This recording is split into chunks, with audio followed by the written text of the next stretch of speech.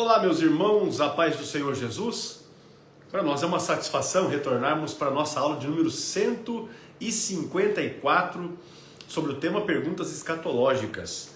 É uma satisfação desde já poder contar com a participação, a presença, de cada um dos nossos amados irmãos nesta oportunidade. Vamos ler um texto bíblico que vai também nos auxiliar já nas questões iniciais da nossa pauta de hoje, da aula, A minha Bíblia está aberta na primeira epístola de Paulo aos Tessalonicenses, capítulo de número 4, verso 13. A Bíblia diz assim: Não quero, porém, irmãos, que sejais ignorantes acerca dos que já dormem, para que não vos entristeçais como os demais, que não têm esperança. Porque se cremos que Jesus morreu e ressuscitou, assim também aos que em Jesus dormem, Deus os trará ou os tornará a trazer com ele. Dizemos-vos, pois, isto pela palavra do Senhor, que nós, os que ficarmos vivos para a vinda do Senhor, não precederemos os que dormem. Porque o mesmo Senhor descerá do céu com alarido, e com voz de arcanjo, e com a trombeta de Deus, e os que morreram em Cristo ressuscitarão primeiro. Até aqui apenas, que já certamente será um texto que as duas primeiras questões que nós temos na nossa pauta, da aula de hoje. Muito bem, deixa eu ajeitar aqui. A paz do Senhor, pastor Ciro, tudo bem? Tudo bem? Pastor, tudo bem, né? Bom, maravilha. Vamos tocando. Estamos meio tristes aqui em casa por causa da partida da Meg, da Meg, né? Xodozinho da casa, mas Deus sabe de tudo, né? Com certeza, com certeza. Eu estou meio derrubadinho. Eu cheguei agora mesmo de Curitiba. Curitiba está frio. Distante de Apucarana, 400 quilômetros, Eu fui para lá ontem ainda. Para resolver uma questão ali em São José dos Pinhais. E chegamos agora há pouco, eu e o irmão, o Diego, Sim. Ele ainda foi para atender o trabalho na igreja e eu vim para poder ajeitar as coisas para iniciarmos, Iniciarmos os trabalhos da nossa live. Mas na correria, né? Isso aí. Dizer para os irmãos que já estão conosco que nós estamos realizando esta aula excepcionalmente na terça-feira, por duas razões. Primeiro, porque amanhã eu vou estar acompanhando a minha esposa, a irmã Eliane, num compromisso que ela tem, anual, Então, eu vou estar com ela tanto amanhã quanto quinta-feira.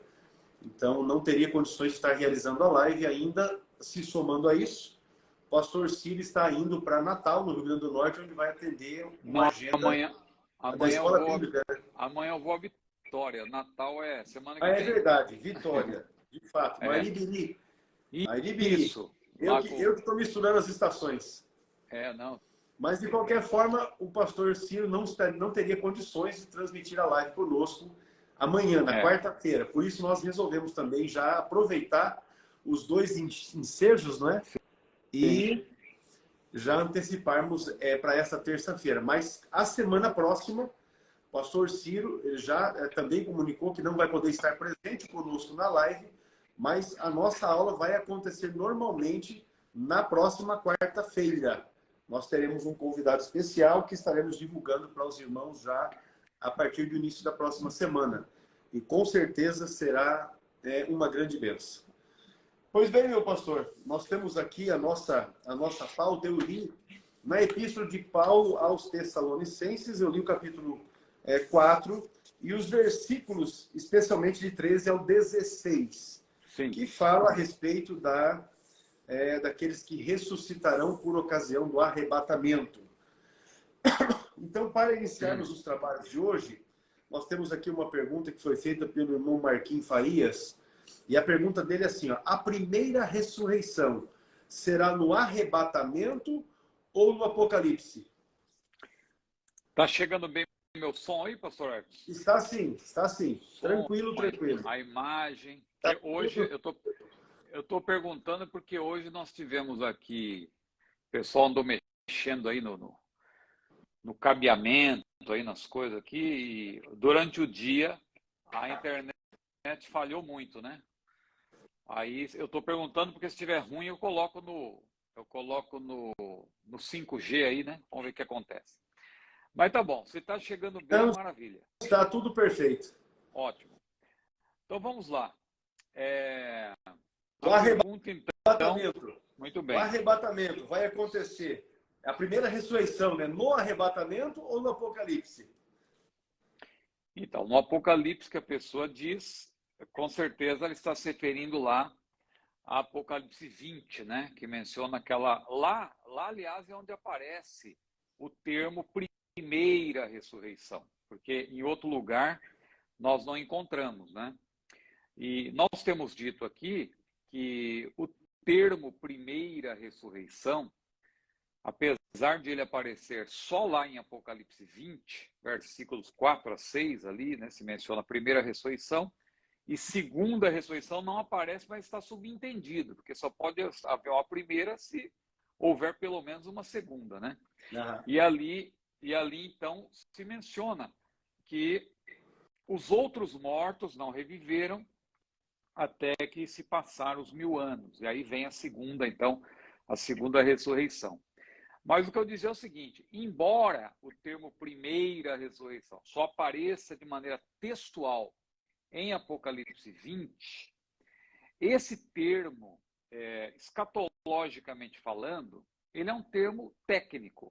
Por que é um termo técnico? Porque ele, na verdade, não designa um evento. Ele, na verdade, refere-se a um tipo de ressurreição, a uma modalidade de ressurreição. Mas, irmão Ciro, por que o irmão está falando isso? Não tem sentido. De onde o irmão tirou isso? Isso é uma invenção dos assembleianos. Isso é coisa de pré-tribulacionista, porque, na verdade, a Bíblia diz que só tem duas ressurreições, a primeira ressurreição, a segunda ressurreição. E outros dizem que nem tem isso, é uma só que engloba todo mundo, né? Porque tem um grupo de teólogos que diz que são só duas ressurreições, a primeira e a segunda, e outros vão dizer que, na verdade, outros dizem, né, que na verdade é uma só. E aí eles são obrigados a, como eu falei na semana passada, recorrer a alguns subterfúgios, alguns expedientes assim estranhos, como por exemplo, dizer que em Apocalipse 20 a primeira ressurreição ela é espiritual e a segunda é literal, que já é uma anomalia em termos de interpretação, porque você tem que ser coerente, você tem que adotar um tipo de interpretação que seja consistente.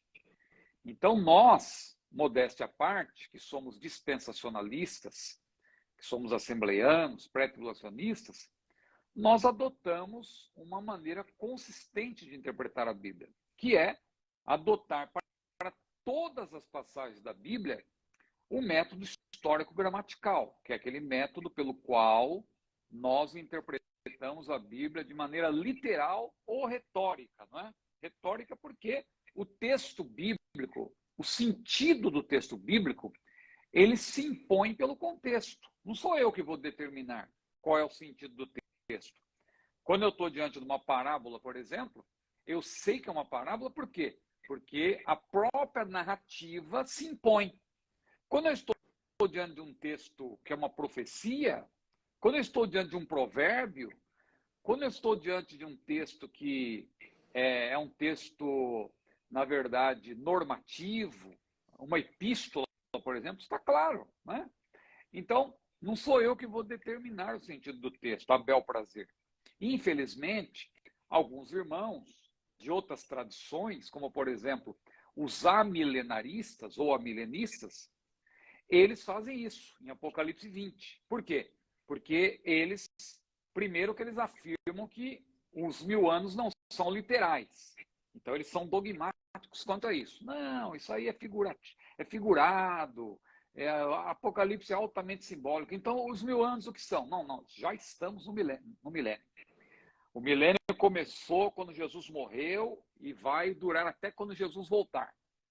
Então, se o milênio já acontece ou está acontecendo, e eles adotam, então, uma hermenêutica preterista, uma forma de interpretar a Bíblia que põe o futuro no passado, as profecias quanto ao futuro no passado, então eles são obrigados a transformar a segunda vinda de Jesus na primeira.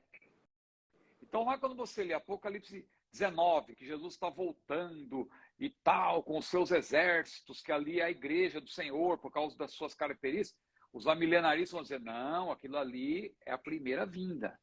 Porque Apocalipse, na verdade, ele está falando que já aconteceu. Embora seja Apocalipse, uma revelação, na verdade é uma revelação do passado. Veja como uma coisa que não encaixa. É algo que já aconteceu. Então, Apocalipse 19 é Jesus vindo na primeira vez. Então, quando ele veio na primeira vez, ele amarrou o diabo. Só que tem uma coisa, ele amarrou o diabo. E a ressurreição? E aí teve uma ressurreição. Não, isso aí é fácil de resolver. É a ressurreição espiritual. É a nossa ressurreição, porque a salvação ela é comparável a uma ressurreição, até o símbolo no batismo. Então, eles vão construindo tudo isso. No batismo, a pessoa é mergulhada na água e ela ressuscita, porque ela morreu para o pecado. Então, é uma ressurreição. Mas me diz uma coisa, se é uma ressurreição espiritual, ali diz que vai ter uma ressurreição depois do milênio. E se nós já estamos no milênio, quem é que ressuscita? Não, lá é literal. Se aqui é espiritual, lá tem que ser literal. Por quê? Tem que satisfazer a construção teológica deles. Mas e o diabo, ele não foi preso? Foi. Mas ele vai ser solto. Como que você resolve isso? Mas isso aí é porque Apocalipse é altamente simbólico, ele não foi totalmente preso, ele foi preso só no sentido de não mais poder enganar as nações e tal. Bom, então, tudo bem. Tô falando isso só para demonstrar por que a gente não pode forçar uma interpretação, mas permitir que a própria Bíblia tenha autoridade. Então, quando nós dizemos que a primeira ressurreição é um termo técnico, isso aí está amparado pela própria Bíblia. Porque, veja bem, no arrebatamento, você tem uma ressurreição. Qual é a ressurreição que vai acontecer no arrebatamento? A Bíblia diz que o mesmo Senhor descerá do céu com alarido, com voz de arcanjo, com trombeta de Deus. Aí diz que os que morreram em Cristo ressuscitarão primeiro. E aí depois diz que nós, os que estivermos vivos, nos juntaremos a eles e iremos ao encontro do Senhor onde? Nos ares. Então aqueles mortos que vão ressuscitar no arrebatamento, eles vão ao encontro do Senhor onde? Nos ares. Então aí é a ressurreição dos justos. Tá, a gritaria aqui, o Flamengo está jogando. Vocês não estão ouvindo nada não, né? Não, tá não. Graças a Deus que o fone, ele... O Flamengo vai começar a jogar então esse ano. O fone aqui... Agora não jogou nada, né? Esse fone, nesse sentido, ele é bom. O som não sai muito nítido, mas pelo menos ele bloqueia, ele bloqueia os ruídos ao redor, né? Então, mas voltando. No arrebatamento, a ressurreição acontece enquanto Jesus está nos ares. Quando você lê em Apocalipse 20, o que acontece? Jesus, ele vem, desce, está com os dois pés na terra, porque ele vem para vencer o anticristo. E ele vence. Ele lança, diz a Bíblia, o anticristo e falso profeta no lago de fogo. E outra coisa, Zacarias capítulo 14, é muito claro ali, a profecia diz que naquele dia os seus pés estarão sobre o Monte das Oliveiras. Então ele desce. E aí acontece uma ressurreição, que é a ressurreição dos justos, porque diz a Bíblia, bem-aventurados os que fazem parte da primeira ressurreição, porque eles vão reviver e reinarão com Cristo por 1000 anos. Agora, você não pode forçar a harmonia de Apocalipse 20 com o 1 Tessalonicenses 4. Em 1 Tessalonicenses 4, a ressurreição ocorre enquanto Jesus está nos ares. Em Apocalipse 20, a ressurreição ocorre quando Jesus já está na terra. Ora, não pode ser o mesmo evento. São eventos diferentes. É isso que nos leva a concluir, pela própria Bíblia, que o termo primeira ressurreição é uma referência ao que Jesus falou em João capítulo 5, a ressurreição da vida, porque em nenhum outro lugar você vai encontrar que a primeira ressurreição está associada a uma ressurreição de condenação. Não, a Bíblia diz, bem-aventurados que fazem parte da primeira ressurreição. E é uma ressurreição seletiva, porque lá em Lucas 20 e 35, Jesus menciona a expressão, que a gente pode até ler depois, vai ter uma pergunta, eu acho, também sobre ressurreição, outra. E Lucas 20 e 35 diz que Jesus falou daqueles que vão ressuscitar, os salvos, né? Eles ressuscitam dentre os mortos, que no grego é o termo ektonekron, ektonekron, ektonekron. Ektonekron quer dizer o quê? Dentre os mortos, ou dentre todos os mortos. É uma seleção. Então vamos dizer que tem 1 milhão de mortos, só que dentre esse 1 milhão, só 200 mil são salvos. Então, esses 200 mil ressuscitam. Estou jogando um número aqui só para dar um exemplo de ektonekron. Ektonekron é uma ressurreição seletiva.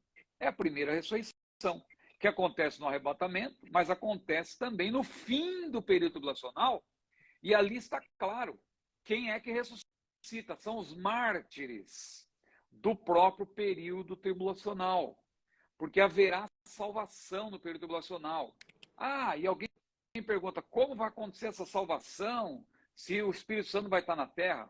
Meu irmão, já falamos aqui, o Espírito Santo vai estar na terra.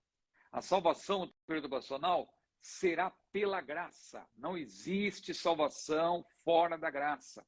Que eu já vi gente falando, não, vai ter salvação, mas não vai ser pela graça. Vai ser pela própria vida. A pessoa vai dar a sua própria vida, então ela vai derramar o seu próprio sangue. Meu irmão, isso é heresia. Com certeza. Não existe salvação que não seja pela graça. Irmão Ciro, mas e no Antigo Testamento? Jesus não tinha morrido ainda. Como que Abraão foi salvo? Como que Moisés foi salvo? Como que Josué foi salvo? Como que Davi, Débora e Ruth, Noemi, como que esses salvos foram, essas pessoas do Antigo Testamento foram salvos? Pela graça.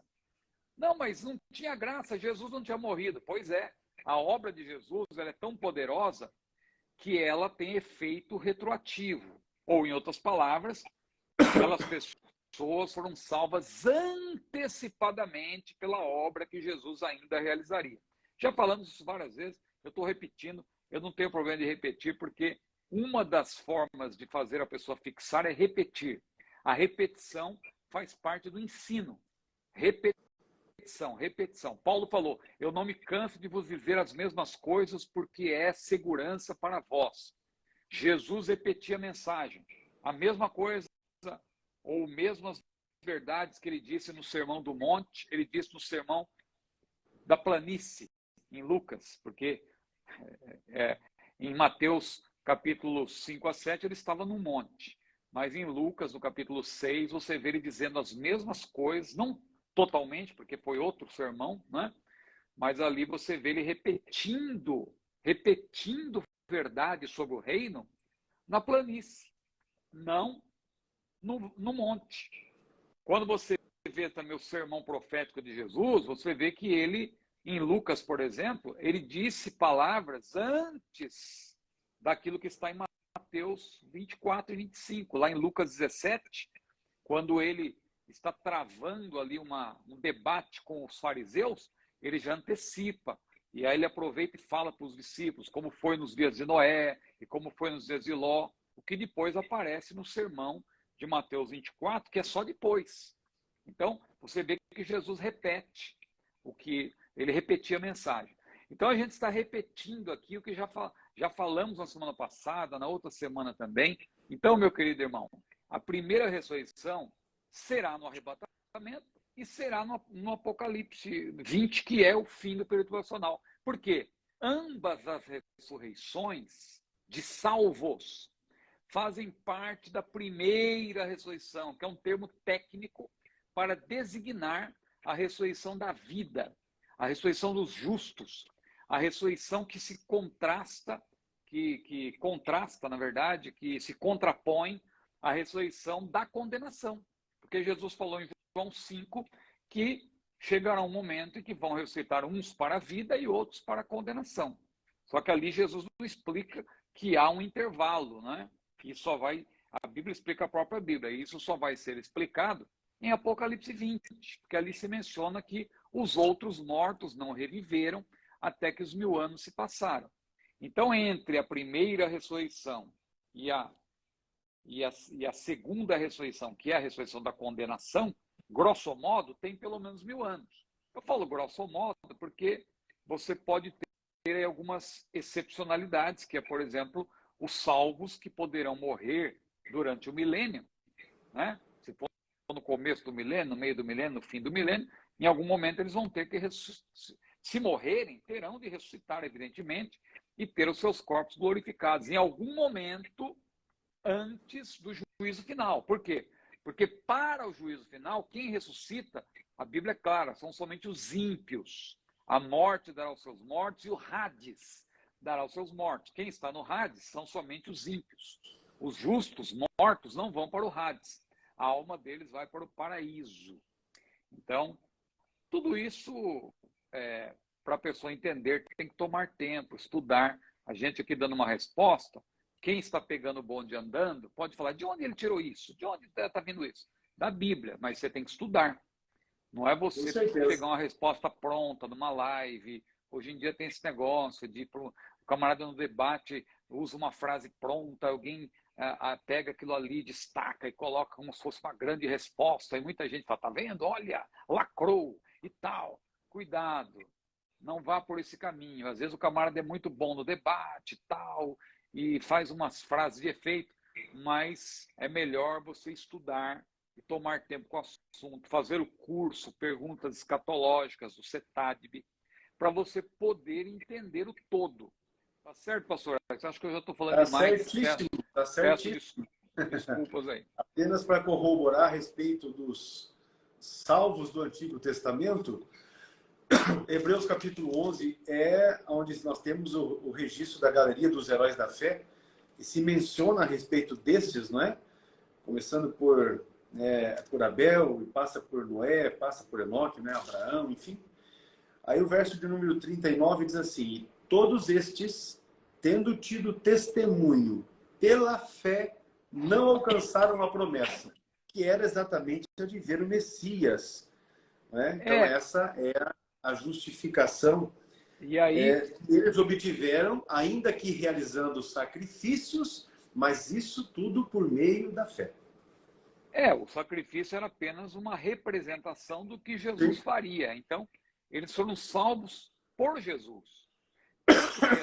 No caso de Moisés, aí, nesse mesmo texto de Hebreus 11, Hebreus 11, a Bíblia diz que, sendo já grande, pela fé, né? Sendo menino, ele foi escondido, tal, pela fé também.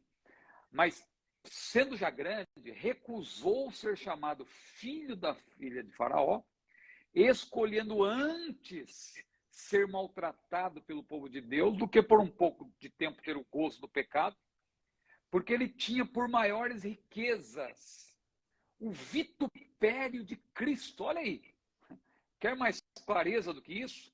Moisés tinha por maiores riquezas o vitupério de Cristo. Então ele já morreu na esperança de que Cristo viria para morrer em seu lugar, experimentar o vitupério, experimentar o sofrimento, a crucificação e tal. Então veja que o texto, a Bíblia explica a própria Bíblia. Por isso que Moisés e todos esses heróis da fé, eles são mortos em Cristo. E eles vão ressuscitar por ocasião do arrebatamento da igreja. A Bíblia diz que os mortos em Cristo ressuscitarão primeiro. Né? Maravilha, muito bem. Só avisar os irmãos que as perguntas que estão sendo feitas hoje está sendo registrada, né, para que a gente possa adicionar a nossa lista de perguntas feitas aqui nas nossas lives e nossas aulas para serem respondidas posteriormente, não é? Nós temos a pauta de hoje, que inclusive foi feita a divulgação para os irmãos, para que os irmãos possam acompanhar. O arrebatamento é a pergunta feita pelo Alisson Pátria.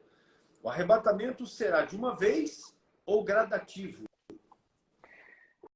Então, essa dúvida que as pessoas têm é por conta de, hoje em dia, na internet, né? Você entrar no YouTube e começar a pesquisar sobre arrebatamento, se a pessoa não tomar tempo para fazer um curso, né?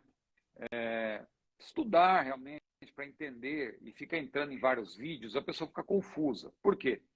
Existe uma posição que não é uma posição ortodoxa, que é o chamado arrebatamento parcial, né? Que diz que vai haver arrebatamentos, na verdade. Primeiro vão aqueles que são os que estão, os santos, preparados. Depois tem aqueles que vão passar pelo período da tribulação, ou por uma parte deles, e vai haver outro arrebatamento, então, durante o período tribulacional. Então, são teses mirabolantes que as pessoas fazem que não têm amparo das Escrituras. Porque se você ler a Bíblia com atenção, você vai ver que só vai acontecer apenas um único arrebatamento. Não tem outro arrebatamento. Né? Alguns que gostam de ridicularizar, zombar da nossa posição, ficam falando, então vai ter outro arrebatamento, não sei o quê, você defende quantos arrebatamentos? Não, é um só.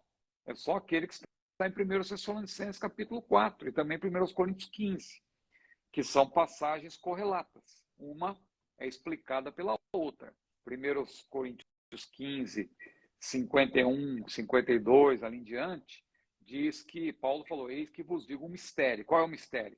É um mistério que foi revelado, porque ele diz, depois dos 2 pontos, ele explica, porque muita gente diz, não, isso ainda está selado, é um mistério. Não, não. O mistério foi revelado. Eis que vos digo um mistério, 2 pontos. E aí ele explica qual é o mistério. O que ele quis dizer ali é que Deus revelou para ele. Porque o arrebatamento, a rigor, é uma revelação 100% neotestamentária. Os pós-tribulacionistas, como eles querem forçar aí a harmonização, é a teoria do ioiô, né?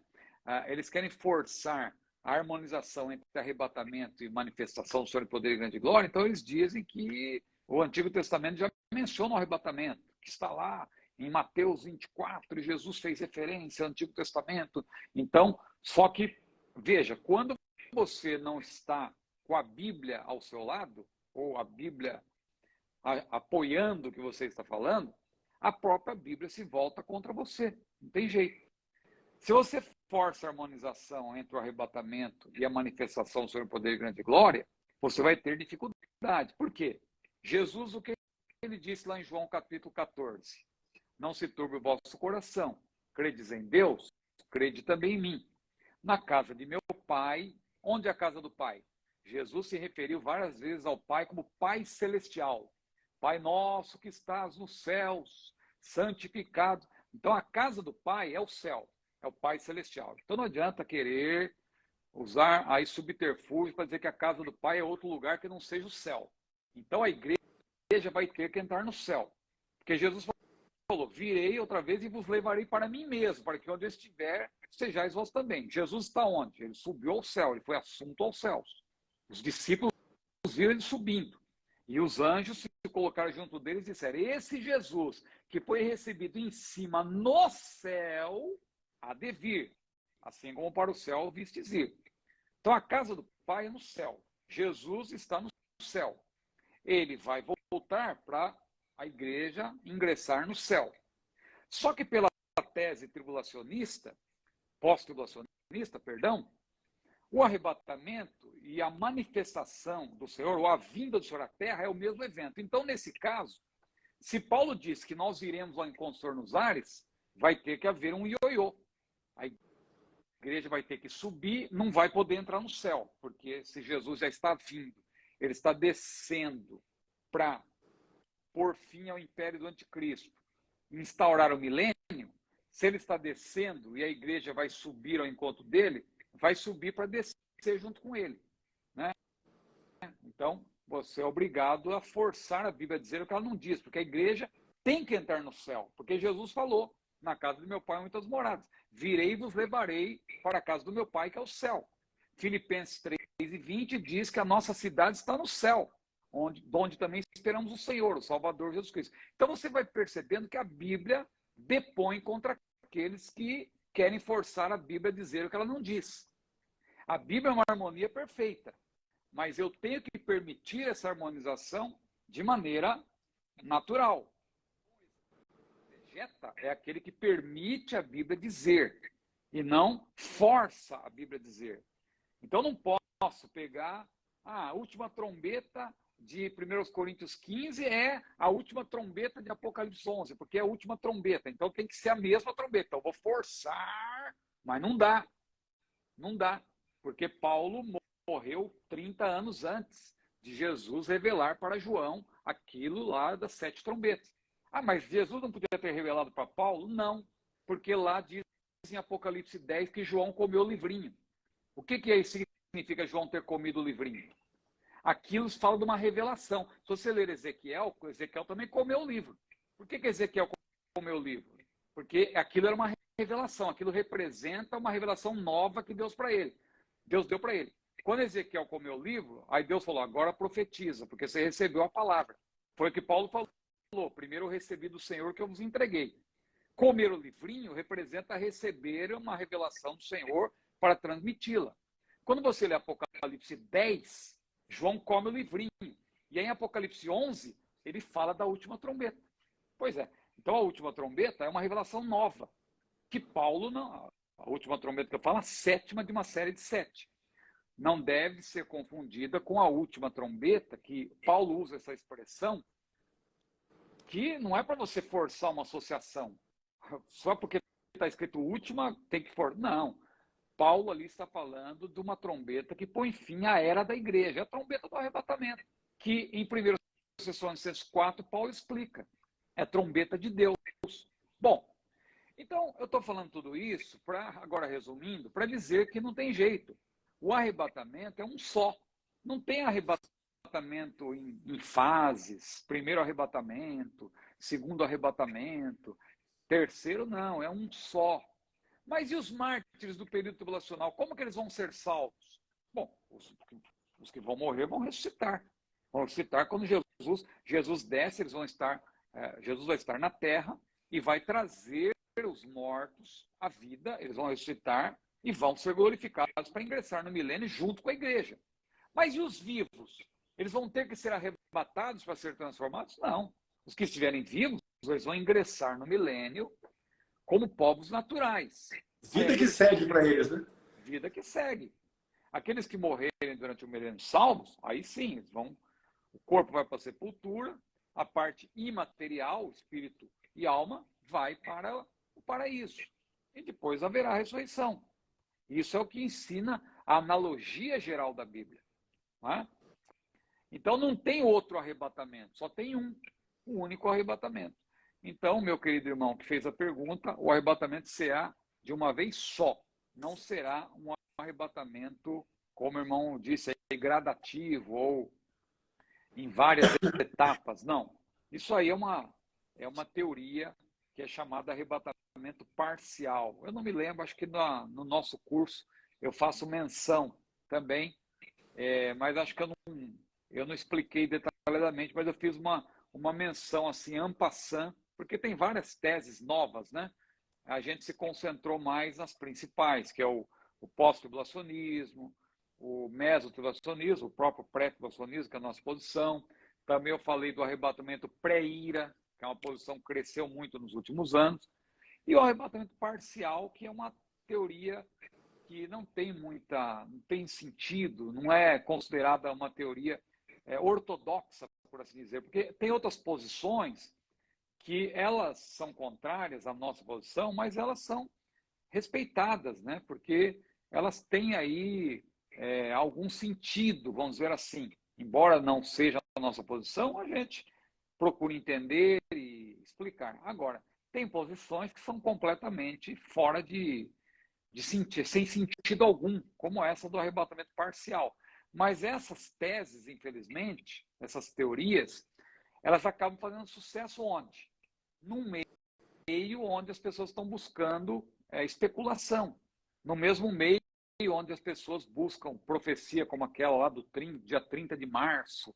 Olha, eu vi o Cavaleiro Amarelo e não sei o quê. E lá também aquele alebrije lá, que colocaram lá na ONU, aquilo lá é a imagem do anticristo. Era uma estátua provisória, né, que o México ofertou lá para a ONU e foi colocado em novembro de 2021, né? E depois em dezembro já tiraram, porque era provisório. E tinha gente falando, não, tá vendo? E forçaram uma associação com a besta do Apocalipse, que não tem nada a ver, porque a besta do Apocalipse tem ali características que não estavam presentes, né, no alebrije, que quem conhece um pouco da cultura mexicana sabe que o alebrije é um animal alado, né, que você tem cavalo com asas, você tem vários tipos de animais com asa que são chamados alebrije, e aquilo é uma forte representação do México. E ali o México ofertou um jaguar, né, com asas, porque como é a ONU é uma organização que preza, né, pelo menos em teoria, a paz e a segurança mundiais. Então aquele jaguar representava, na verdade, pela força, não podia ser uma pomba, né? Alguém falou, não, a pomba é da paz, mas não era só paz, é paz e segurança. Uma pomba não pode representar segurança, né? Agora o jaguar, né, é diferente. Então era esse sentido, mas muita gente já entrou pelo caminho aí da especulação, escatologia especulativa, aterrorizante, né? Escatologia aterrorizante.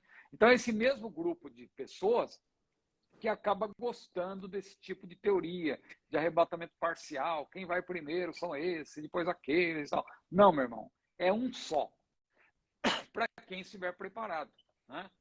Com certeza, essa é uma questão importante de se colocar, né? É isso aí, pastor. Porque teve um irmão até que fez um questionamento ali a respeito dessa verdade, né? O arrebatamento é para quem estiver salvo. E o prêmio vai ser exatamente ser arrebatado e participar com Cristo nas bodas do Cordeiro. Agora, Sim. Os que não estiverem preparados vão se lascar aqui na tribulação. Para resumir, né, em palavras bem simplórias, é essa daí. Vão se lascar todinho. De forma que o melhor é estar preparado, com a lâmpada Sim. cheia de azeite, aguardando a chegada do noivo. É isso aí, pastor. O Francivan, ele pontuou uma verdade e deixou uma pergunta. Muitos pensam que todos os mortos vão ressuscitar na primeira volta de Jesus. Explique sobre a ressurreição na volta de Cristo. Na verdade, vai acabar sendo um reforço da questão de dentre os mortos. Alguns termos aí na pergunta do nosso irmão, com todo respeito, não estão muito claros, né? Primeira volta. Como assim primeira volta? Jesus só vai voltar uma vez. Voltar uma vez, né? Por isso que é chamada segunda vinda. Ele veio a primeira vez e Hebreus 9:28 diz que, tendo ele vindo a primeira vez, ele aparecerá a segunda vez aos que o esperam para a salvação. Salvação no sentido de glorificação. Agora, claro que a segunda vinda, ela é um evento que não é um evento assim que vai acontecer instantaneamente. É um evento que tem acontecimentos entre a inauguração dessa segunda vinda e a sua conclusão, porque é um evento que tem acontecimentos entre o arrebatamento, que é o evento desencadeador da segunda vinda, e a descida de Jesus à terra, que é o evento conclusivo, né? Agora, vamos então substituir aqui alguns termos na pergunta do nosso irmão, só para ficar mais claro. Muitos pensam que todos os mortos vão ressuscitar na segunda vinda de Jesus, vamos dizer assim. Explique sobre a ressurreição na volta de Jesus, de Cristo. Bom, é o que nós já falamos. Aí, realmente, o que o irmão falou é só um reforço do que a gente já explicou. A Bíblia deixa claro, a Bíblia explica a própria Bíblia, né? Que haverá duas ressurreições no sentido de categorias, não no sentido de eventos, categorias. Então, tanto em Daniel 12 como em João 5, a gente poderia até ler esse texto de João 5, por gentileza, pastor Edson? Com certeza. João capítulo 5, né? É aquela passagem conhecida, creio que é o versículo 28 e 29, João 5, 28 e 29, por gentileza. Não vos maravilheis disso, porque vem a hora em que todos os que estão nos sepulcros ouvirão a sua voz. E os que fizeram o bem sairão para a ressurreição da vida, e os que fizeram o mal para a ressurreição da condenação. Então, diz aí que todos, né? Todos que estão nos sepulcros ouvirão a sua voz. Então, muita gente parte aí desse todos para dizer que vai acontecer tudo de uma vez só. Só que Jesus é claro, ele diz que vai haver duas modalidades. Porque uns vão ressuscitar para a vida, ressurreição da vida, e outros vão ressuscitar para a ressurreição da condenação. Então você vê duas modalidades, que nós podemos chamar aqui, à luz do contexto, porque a Bíblia explica a própria Bíblia, podemos chamar de primeira e segunda ressurreição. A primeira ressurreição sendo a da vida, porque Apocalipse 20 deixa claro, bem-aventurados que fazem parte da primeira vinda, então é coisa boa. Então, a primeira ressurreição é coisa boa, é para a ressurreição da vida. E a segunda ressurreição é coisa ruim, é da condenação. Agora, irmão Ciro, como que o irmão prova que não vai acontecer tudo de uma vez só, que vai ser, como dizem os amilenaristas, que eles forçam ali Apocalipse 20, como o irmão falou, a primeira ressurreição é espiritual e a segunda é geral para todo mundo. Como que o irmão explica que não vai acontecer uma ressurreição geral? A gente pode ler alguns versículos. Primeiro, Lucas capítulo 20, versículo 35. Vamos ler, por favor, irmão, pastor Hermes? Agora. Lucas 20, versículo 35. 35. Mas os que forem havidos por dignos de alcançar o mundo vindouro e a ressurreição dos mortos, nem hão de casar, nem ser dados em casamento.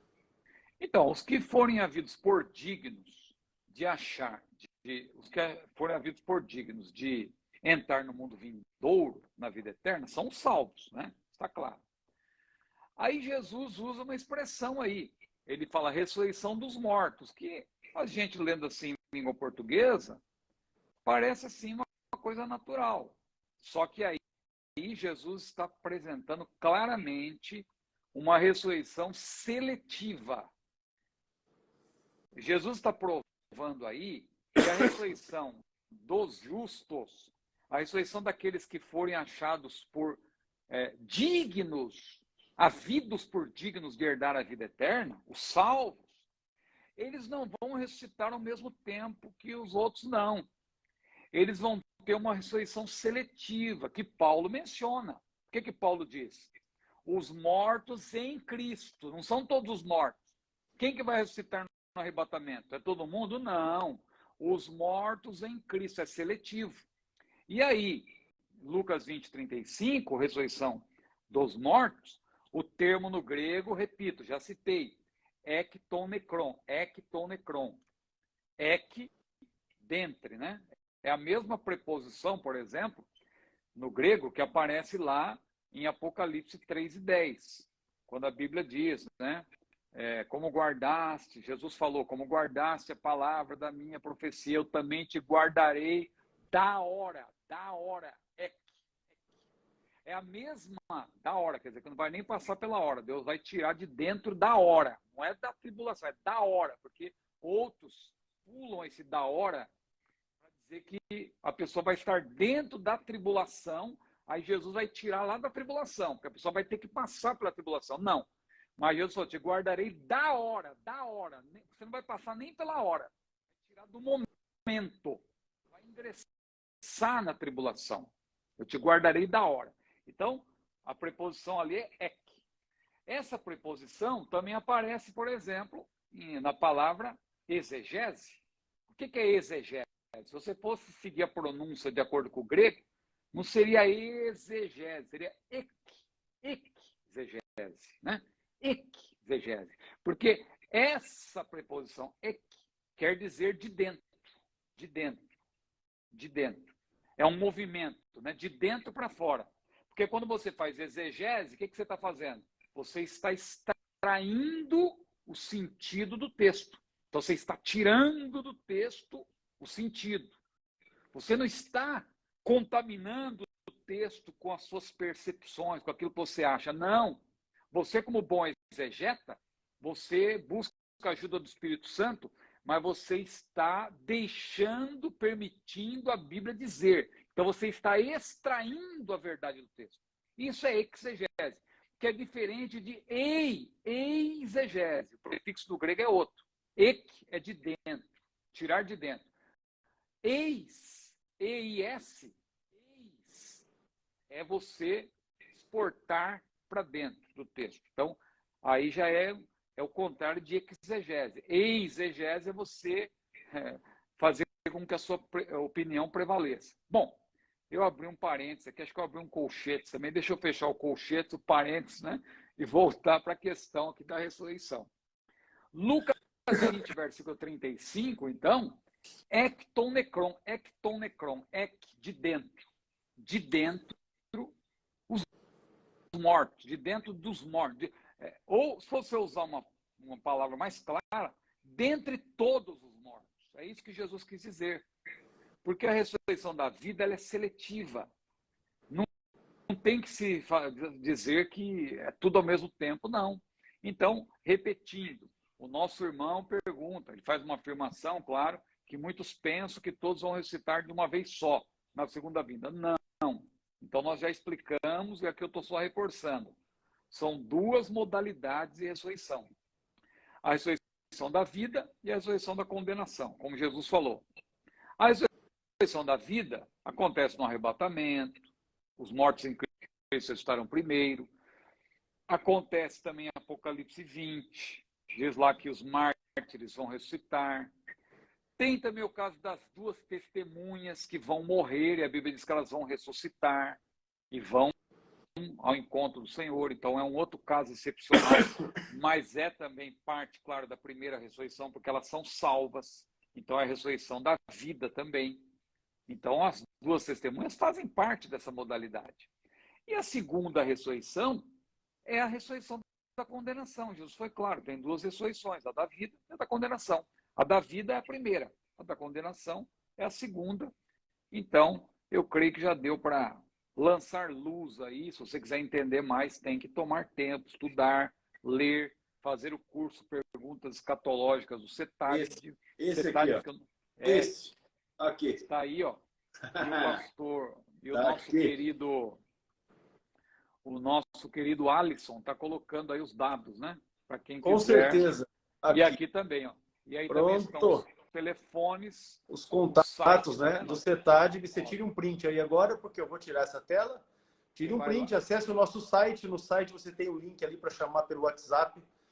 E o pessoal da secretaria vai lhe dar o contato, vai lhe dar o retorno, para esclarecer dúvidas que porventura possa ter a respeito do curso. Está aqui, ó, Perguntas Escatológicas. 101 respostas às principais questões sobre a doutrina das últimas coisas. Então, você quer se especializar em escatologia, está aqui a proposta do curso Perguntas Escatológicas do CETADB. Não é? Adquira o curso e esteja se aprofundando nesta, que é uma das principais doutrinas, não é? Que nós vivemos e pregamos e ensinamos, e que nelas está também a expectativa, a esperança da igreja, a volta de Jesus Cristo. Maravilha. Pastor, vamos prosseguir aqui.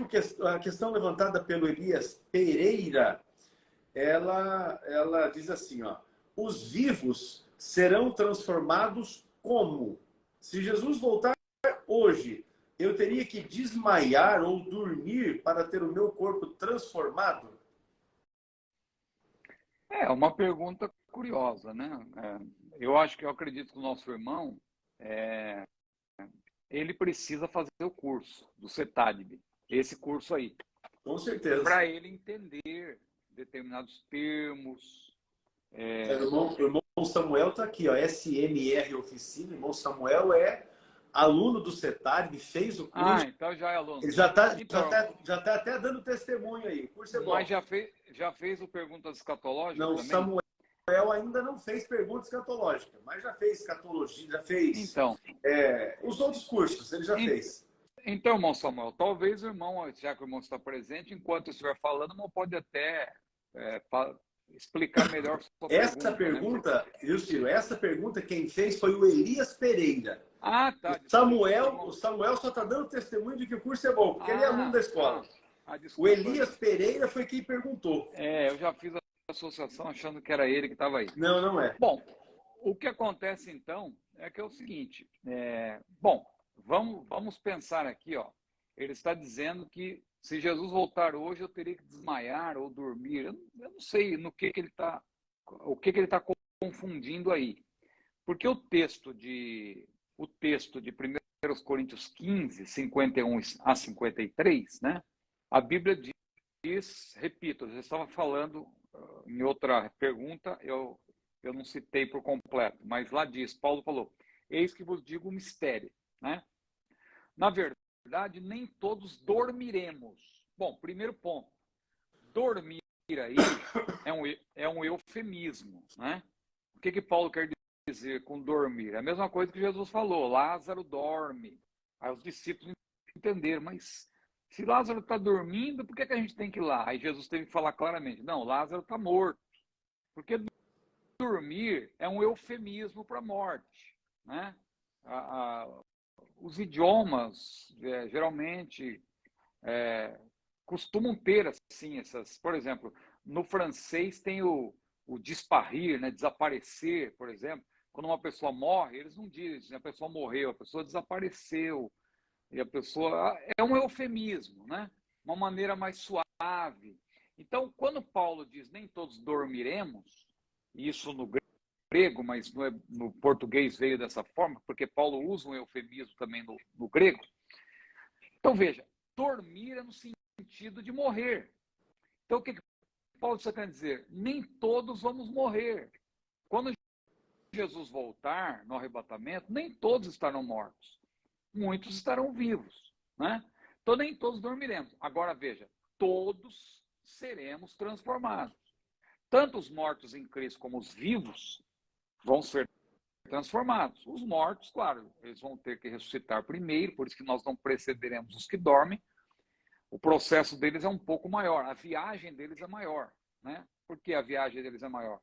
Porque eles vão estar no paraíso, então eles vão ter que viajar, o espírito e a alma viaja para a terra para se encontrar com o corpo. Depois, eles vão fazer uma escala aqui na terra, né?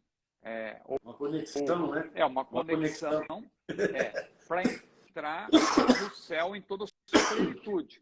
Então, eles saem do paraíso, vêm para a terra, o corpo ressuscita, é glorificado e vai para o céu em toda a sua plenitude. Os vivos já não vão precisar fazer essa viagem, porque eles já vão estar aqui. Então, eles só vão ser glorificados, mas eles vão partir junto, no mesmo voo. Eles vão no mesmo voo ao encontro do Senhor nos ares. É o mesmo voo, né? Então, o que acontece, na verdade, é isso. Os que estiverem vivos também vão ser transformados, mas não precisa estar dormindo. O irmão colocou aí, o que vai acontecer? Vão ter que desmaiar? Eu acho que ele fez uma associação que a pessoa, para ser transformada, tem que estar dormindo. Está com a mente apagada, né? Tem que estar, mas não é isso que a Bíblia está dizendo. O texto diz que os que estão mortos, eles vão ressuscitar. Os que estão vivos serão transformados. Talvez ele tenha confundido também o abrir e fechar de olhos, porque diz o texto, num abrir e fechar de olhos. Eu estou citando 1 Coríntios 15, 51 a 53. Num abrir e fechar de olhos, no momento, Paulo está usando, na verdade, uma figuração de linguagem. Aí já não tem nada a ver com sono.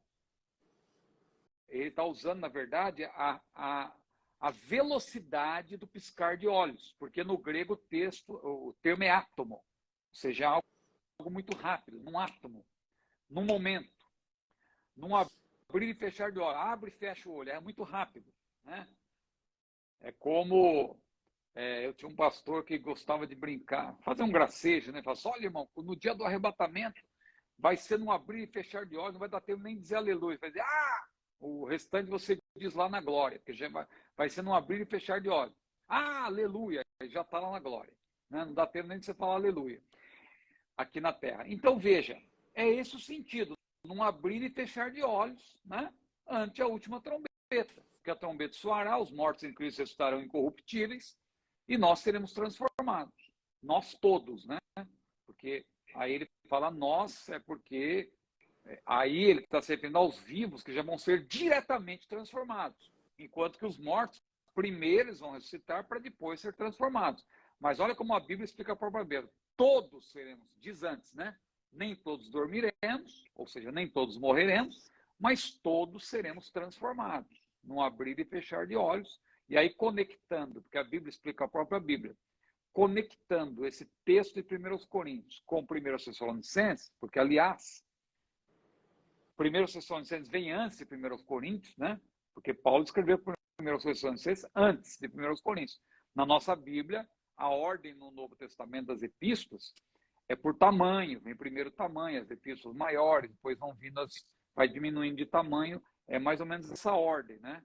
Não é a ordem cronológica.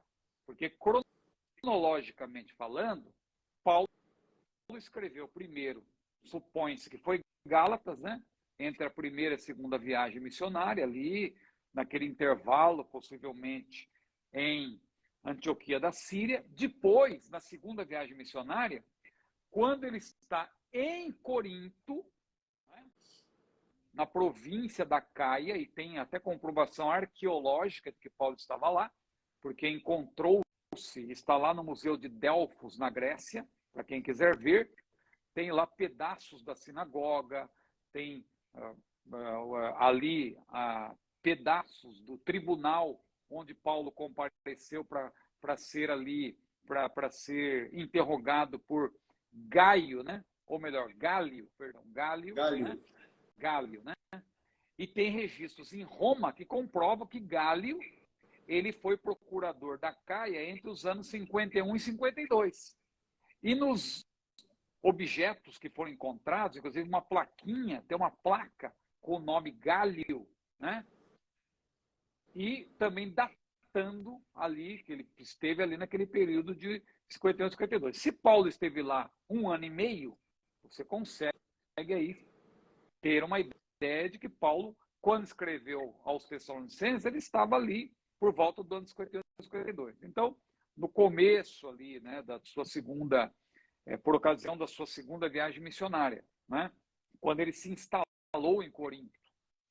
Então, fica claro o que eu queria dizer. Exatamente, que Paulo escreveu primeiro Tessalonicenses, para depois escrever Coríntios. Então, quando Paulo escreve aos Coríntios, isso é significativo, porque quando ele fala, eis que vos digo um mistério, nem todos dormiremos, nós todos seremos transformados, ele estava falando já à luz do que ele disse lá em 1 Tessalonicenses. Então, você lê 1 Coríntios à luz de 1 Tessalonicenses. É por isso que essas passagens se harmonizam perfeitamente. ele já havia tido a revelação daquilo que ele escreveu para Tessalônica, né?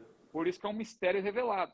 Mas tem pessoas hoje em dia aí que não consideram isso, e começam a falar, não vai ter arrebatamento, não abrir e fechar de olho, coisa nenhuma. Isso aí é a ressurreição, e não sei o que e tal. A ressurreição acontece primeiro, dando a impressão de que a ressurreição vai acontecer e depois, acho que quem sabe, 2 anos depois é que vai acontecer o arrebatamento. Não, meu irmão, é tudo no momento, no abrir e fechar de olhos, ante a última trombeta. Que é a mesma, e fica claro que a última trombeta é a trombeta do arrebatamento, porque se você ler 1 Coríntios 15, à luz de 1 Tessalonicenses 4, o que diz em 1 Tessalonicenses 4? Não é? O mesmo Senhor descerá do céu com alarido, com voz de arcanjo e com a trombeta de Deus. Então a última trombeta está clara, é a trombeta do arrebatamento. Não tem nada a ver com trombeta de juízo, porque na trombeta de juízo, que acontece lá em Apocalipse 11, 15 a 18, ali ela anuncia juízos que virão e anuncia também que o fim está chegando e Jesus vai reinar e tal e tal. Não tem nada a ver com o arrebatamento, que é uma trombeta de convocação. É uma trombeta para os salvos irem ao encontro do Senhor nos ares. Então veja, agora eu estou falando tudo isso porque, sinceramente, a pergunta do nosso irmão não deu para entender muito bem. Porque ele disse, nós vamos ter que desmaiar ou dormir. Eu acho que ele não está entendendo bem, né, o que vai acontecer, porque dormir aí no sentido de morrer. Agora, nem todos precisaremos morrer. Aqueles que estiverem vivos vão ser arrebatados. Não precisa Dois estarão no campo lavrando, um será tomado, o outro será levado. exatamente. Pode ser que esses vivos estejam dormindo, mas outros vão estar acordados, vão estar trabalhando, vão estar viajando de avião, vão estar muitas coisas, mas vão estar vivos, fazendo muitas coisas, mas vão estar vivos, né? Eita, Com certeza. 11 horas. Desculpa, Considerando que o arrebatamento vai acontecer no mesmo instante e vai envolver o planeta todo, agora aqui em Apucarana é 11 horas da noite, mas no Japão é 11 horas da manhã. Pois é. Aqui, uma hora dessa, muita gente já está dormindo, inclusive meus funcionários. E até agora eu só vi que 2 entrou aqui na live, tá? Amanhã nós vamos conversar com a turminha aí. Mas tudo bem, vamos lá. É horário de descanso, né? Mas lá no Japão a turma está trabalhando. Então, alguém vai estar trabalhando e outros vão estar dormindo. O fato é que quem estiver pronto, preparado, subirá no arrebatamento. Os que ficarem, como eu já disse mais cedo, vão se lascar vivendo a tribulação aqui e serão dias difíceis, né? Pastor Ciro, as suas considerações finais para que a gente possa já encaminhar aí para o encerramento da aula de hoje. Eu quero agradecer, né, pela oportunidade e conto aí com as orações de todos. Amanhã, se Deus quiser, também estou em viagem, logo cedo. Vamos aqui perto, né, para Vitória e depois seguimos para Vila Velha, né, Aribiri, pertinho de Vitória, para participar ali de uma importante conferência, né, teológica, para falarmos ali sobre a igreja na pós-modernidade. Tá um assunto interessante, será tratado ali. Também quero pedir oração para uma coisa que para muitos talvez não seja assim tão significativo, mas a gente se apega muito, né, aos bichinhos aí de estimação. A Meg já estava conosco aí há mais de 10 anos, 10 né? anos, né? Aqui em casa a gente está meio triste com isso aí, então contamos com as orações também para o Senhor nos consolarem. Não é fácil, a gente lembra e tudo que a gente olha lembra da bichinha, né? Mas o Senhor está conosco. Tem a Tori aqui que ficou para suprir de alguma maneira também a ausência, né? Da mãe que era muito querida. Mas que Deus abençoe. Já falei demais aí já. As horas já me mandam parar. Amém, amém. Hoje, quando eu falei com o pessoal aqui na escola que a Meg tinha partido, aí o pessoal lembrou daquela feita quando você veio aqui para Apucarana e deixou elazinha lá no hotel de cachorro. E quando menos esperou, apareceu a Meg grávida, né? Pois é. Desse 3 filhotinhos. 3 filhotinhos. Uma está aqui em casa. Maravilha. As outras eu presenteei o Cícero. Sabe o Cícero? Isso da CPAD. Gerente comercial da CPAD, e ele ali fez uma boa... presenteou lá o filho e os 2 filhos dele. Não, uma fez filha festa. E um filho. Fez festa com os bichinhos. Estão fazendo festa. Maravilha. Gente, Deus abençoe. Muito obrigado, né, pela presença, participação de cada um de vocês nessa nossa aula de número 154. A próxima será na semana que vem, no dia normal, na quarta-feira. Né? E nós certamente contamos com a presença e a participação de cada um dos nossos amados irmãos. Deus abençoe. Na paz do Senhor Jesus, estamos aqui sempre prontos e à disposição para atendê-los. Acesse o nosso site, que está fixado aqui nos comentários, e adquira os cursos do CETAD, que certamente estarão proporcionando crescimento para a sua vida pessoal e ministerial. O Senhor vos abençoe em Cristo Jesus. Amém e graças a Deus. Amém.